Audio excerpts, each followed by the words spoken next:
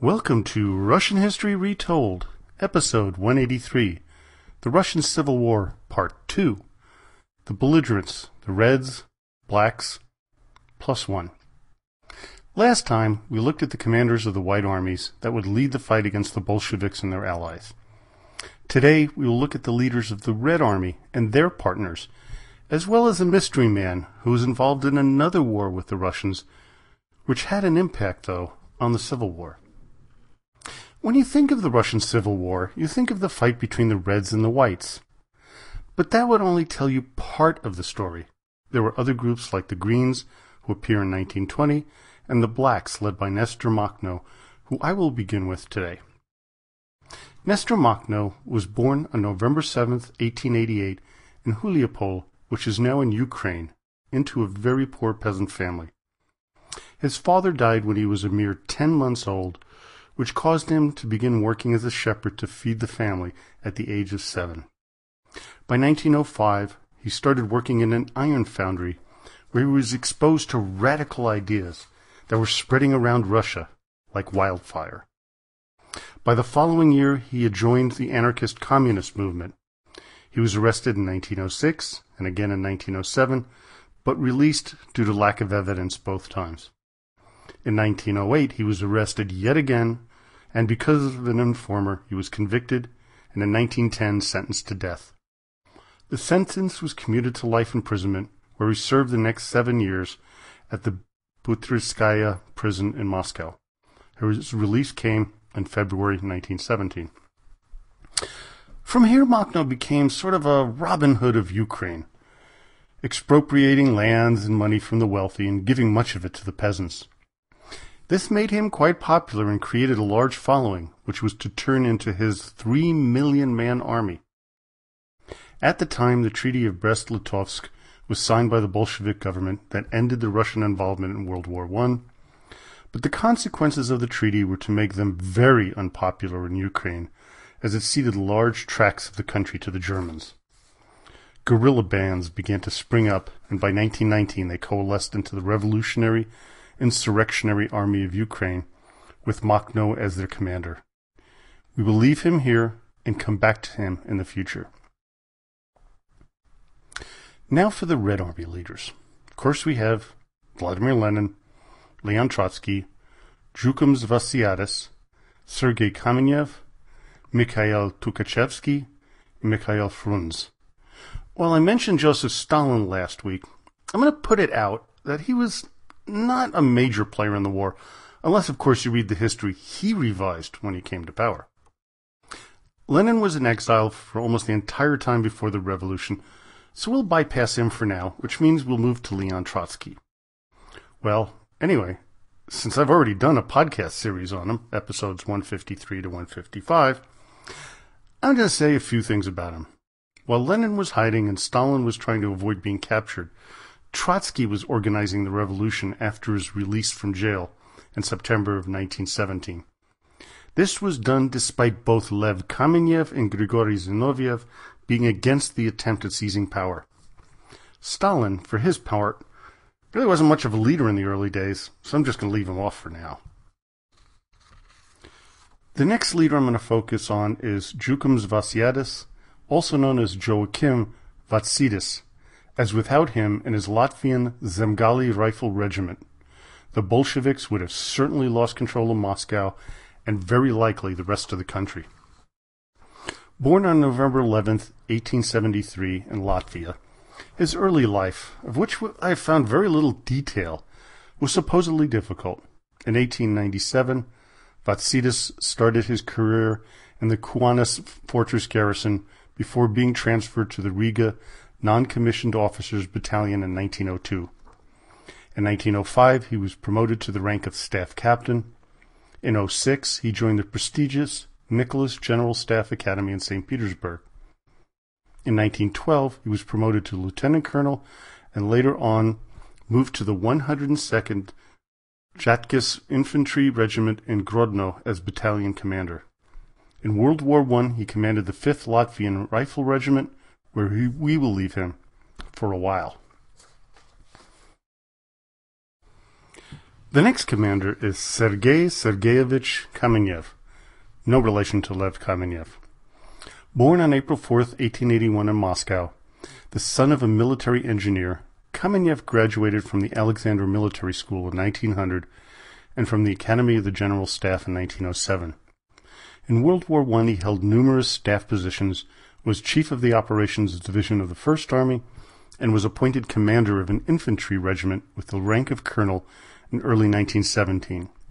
This is where we drop him off. The next two men were far better known than the first two. Mikhail Frunze was born on February 2nd, 1885 in Pishpek, Turkestan. His father was Moldavan of German descent, and his mother was Russian.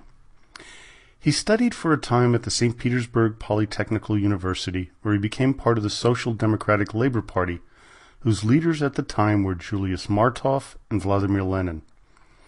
This was the party that eventually split into the Bolsheviks and the Mensheviks. Frunze sided with Lenin. In the 1905 revolution, Frunze was a key leader of the striking textile workers in Shuya and Ivanova. In 1907, he was arrested and sentenced to death, which was commuted to life imprisonment in Siberia. He escaped 10 years later, where he made it to China. Shortly thereafter, he returned to Moscow, where he helped with the fight to take the city. We will leave him here until we see him become a military commissar in 1918. Next up is one of the great military minds of the Red Army, who would tragically be purged by Stalin during the military purges of 1937-38. Mikhail Nikolaevich Tukhachevsky. I'm going to go deeper into this man than the others, as he's one of the most polarizing characters in the Civil War and pre-World War II. Much has been made of him being born into an aristocratic family on February 16, 1893, which did give him a step up in life. They were nonetheless a poor family. His birth city was Alexandrovskoye, which now lies in the Smolensk Oblast. Because of his heritage, he was able to attend a number of prestigious schools, including the Moscow Military, graduating in 1912. From there he went to the Alexandrovskoye Military School, graduating in 1914, where he joined the Semyonovsky Guard Regiment as a second lieutenant. By all accounts, he was a very ambitious young man. With the outbreak of World War I, he led his men to some early victories, but he was captured by the Germans in February of 1915. Tukhachevsky managed to escape 4 times from the prisoner of war camp, so when captured yet again, he was placed in the Ingolstadt fortress in Bavaria, where he shared a cell with another incorrigible escapee, one Captain Charles de Gaulle. But even this place couldn't keep him in, as he escaped from there and finally made it back to Russia in September of 1917. After the October Revolution, Tukhachevsky joined the Bolsheviks. I'm going to bypass his role in the Civil War, as I'll be talking about him quite a bit in the coming episodes, and skip to a snippet of his time as the commander of the Soviet Red Army and their invasion of Poland in 1920. This time was to play an extremely important role in his life, and eventually his death. Reason I will do only a snippet of the war is because it will encompass an entire episode in this series, and this one on the Soviet-Polish War. Tukhachevsky was only 27 years of age when Poland invaded Ukraine and tried to annex what they felt was their ancestral land. The Poles were led by Joseph Pilsudski, who I will talk about more shortly. The war started in 1919 with Lenin wanting to take over all of Ukraine and march into Poland, then to Germany to bring Bolshevism to the European masses. Pilsudski wanted a united Poland and a return to a time when his country, along with Lithuania, controlled Ukraine. At the time, immediately after World War I, almost every one of Poland's newly independent neighbors began fighting over borders. Romania fought with Hungary over Transylvania, Yugoslavia with Italy over Rijeka, Poland with Czechoslovakia over parts of Silesia, and with Ukraine's over eastern Galicia. Ukrainians, Belarusians, Lithuanians, Estonians, and Latvians fought against each other and against the Russians. They were trying to throw off centuries of foreign domination. Winston Churchill was quoted as arrogantly saying about these fights, quote, "The war of giants has ended. The Wars of the Pygmies begin. As you can see, this was quite a chaotic time. When Polish troops invaded Ukraine and went so far as to capture Kiev, Tukhachevsky was one of the generals sent in to push them back all the way to Warsaw. Another military leader sent in was Joseph Stalin. Along the way, the two crossed paths, with each blaming the other for a disastrous outcome. Tukhachevsky blamed Stalin for not having his back, causing him to lose the war that he felt he was winning. Stalin blamed his adversary for overstretching his lines and losing the war. The animosity was not to turn out well for the general. From that moment on, Stalin viewed Tukhachevsky as a rival, and as we know, rivals don't fare well with Stalin. He first tried to get rid of the general in 1930, but it didn't work out because no one wanted a rat on him, and Tukhachevsky was thought of as a brilliant military man who was credited with the theory of deep operations. Deep operations was a plan to penetrate enemy lines and disrupt their rear logistics and supply lines. The Soviets used this in 1939 in the Battle of Khalkhin Gol against the Japanese, where they were surprisingly victorious. This concept was also used in the Battle of Stalingrad and Operation Bagration. By 1935, Tukhachevsky was named a Marshal of the Soviet Union, but behind the scenes Stalin was preparing to take him down. He allowed the Marshal to visit the UK, France, and Germany, which was almost certainly a setup. Tukhachevsky was removed as an assistant to Klement Voroshilov and made commander of the Volga military district. As was Stalin's habit, this was a ruse to get the person to drop his guard, as right after he left Moscow for his new position on May 22, 1937, Tukhachevsky was arrested and returned to the capital. What followed were days of absolutely brutal torture. Stalin wanted a confession, and even more than that, he wanted the names of co-conspirators, even though no conspiracy existed. Tukhachevsky implicated Nikolai Bukharin and Avel Yanokidze as the ones who recruited him to be a German saboteur in a plan to overthrow the Soviet Union. The confession, which is in the archives in Russia, show what looks like blood splatter on the paper it was written on. Tukhachevsky's trial, along with 8 other generals, was called the Case of Trotskyist Anti-Soviet Military Organization. They were tried and found guilty on June 11, 1937, and that evening Tukhachevsky was shot in the back of the head by NKVD Captain Vasily Blokhin. It didn't end there. His wife and 2 brothers were executed. 3 of his sisters were sent to the gulags, along with his young daughter, who wasn't released until the 1950s. There were rumors that the Germans were fearful of Tukhachevsky and had forged documents which made its way to Stalin. This was a position made by noted historian Robert Conquest in 1968 in his book The Great Terror. But in 1989, it was found that Stalin knew the documents were forgeries, and in fact Stalin had Yezhov leak information to the German High Command, and in particular SS Gruppenführer Reinhard Heydrich about Tukhachevsky being ready to overthrow Stalin. Although this supported evidence, or supposed evidence, was not used in his trial, it was used to justify the conviction to those in his inner circle. Ironically, 5 of the 8 generals who sat in judgment of Tukhachevsky were themselves executed in the next purge. Now on to the last person we'll go over today, and that is Joseph Pilsudski. You may be asking, why are we talking about a Polish leader when we're dealing with the Russian Civil War?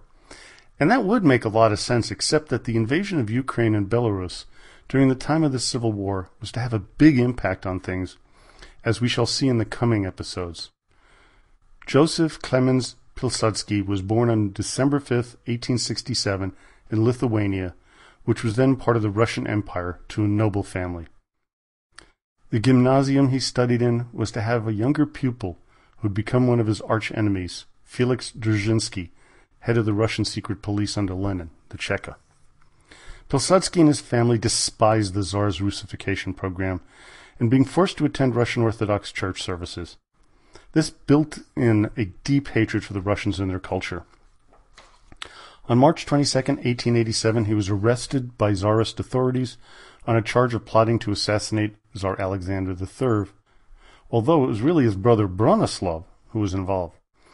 He spent many brutal years in prison in Siberia, which was to have an effect on his health for the rest of his life. Upon his return from exile, he joined the Socialists, where they tried to find a way for Poland and Lithuania to move away from Russian dominance. He was arrested on a few occasions, but was able to escape. During the Russo-Japanese War, he went to Tokyo to try to convince the Japanese government to sponsor revolts in Poland, which he argued would cause the Russians to divert war materials away from their fight. Sadly, this failed. During World War I, Pilsudski wanted the Poles under his command to fight the Russians only. He made it known to the British that he would never take arms against them or the French, only the Russians. When the July 1917 oath crisis came about, Pilsudski forbade Polish soldiers to swear an oath of loyalty to the Central Powers. For that, he was arrested and imprisoned in Magdeburg. With the war winding down, he was released by the Germans and sent to Poland in the same manner that Lenin was sent back to Russia, in a sealed train. After the Treaty of Versailles was signed and Poland was granted independence, Pilsudski became the provisional chief of state and commander-in-chief of the military. Here he was to have come up with a plan to create a federation of states in the Baltic, similar to the old Polish-Lithuanian one 600 years earlier. It was because of this ideal that he wanted to invade Ukraine and Belarus. Here is where we leave him. Well, I hope you enjoyed today's podcast. Join me next time as we begin to get into the Russian Civil War, starting with the backdrop to this catastrophe. So now, as always, до свидания и спасибо большое.